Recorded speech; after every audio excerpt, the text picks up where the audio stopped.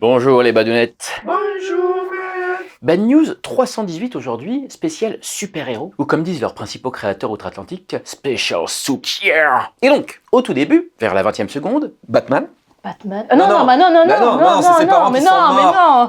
Mais oui, il a eu ses super pouvoirs parce que ses parents sont morts. D'ailleurs, imagine, tous les gens sur Terre où ses parents sont morts, ils peuvent tous potentiellement être Batman. Tous les gens qui ont perdu leurs parents sont des super-héros comme Batman. C'est vrai, beaucoup de super-héros ou super-vilains sont orphelins. On a bien sûr le trio des plus connus, Batman, Superman, Spider-Man, mais également, et là, Rémi au montage accélérera la séquence parce que ça me donnera une voix aiguë et ça sera rigolo, tout en économisant de précieuses secondes que je pourrais reperdre par la suite dans les deux tramways et le RERB que je prends pour venir ici. Mais bon, à cette heure-là, je serai assis, alors ça va. On a donc Aquagirl, Bishop, Black Condor, Captain Marvel, Carnage, Catwoman, le fétiste, Ekra, Gambit, Havok, Huntress, Jessica Jones, Jubilé, Kara Zor-El, Karma, Lana Lang, Alexander Luthor, Magneto, Naro, Power Girl, Prometheus, Rorschach, Silence, Star-Lord, Hugo Strange, Superboy, Supergirl, Tornade.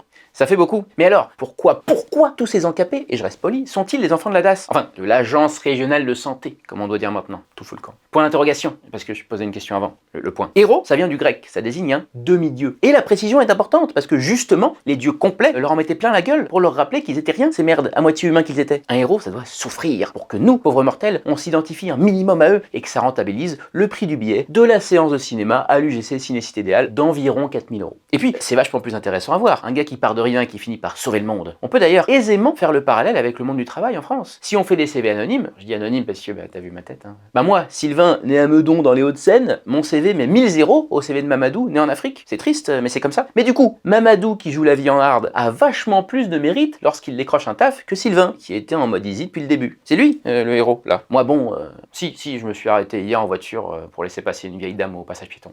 C'est bien aussi. Moralité, vous voulez sauver la planète, tuez vos parents. Non, remarquez, c'est con. Tuez vos enfants. C'est plus facile déjà, ça gigote moins, c'est moins fort, et puis bah plus d'enfants, plus d'humains du tout, c'est bon, la planète est sauvée. Ou alors, au lieu de les tuer, vous mettez juste des capotes. C'est très dur. Je pensais que ça se mettrait plus... Ah si, ça y est, il faut passer par derrière en fait. Non. Bon bah, au revoir les badounettes. Au revoir, mec. Ah, ça me défonce en plus. Ah la vache. Ça, j'arrive plus à le retirer. Oh.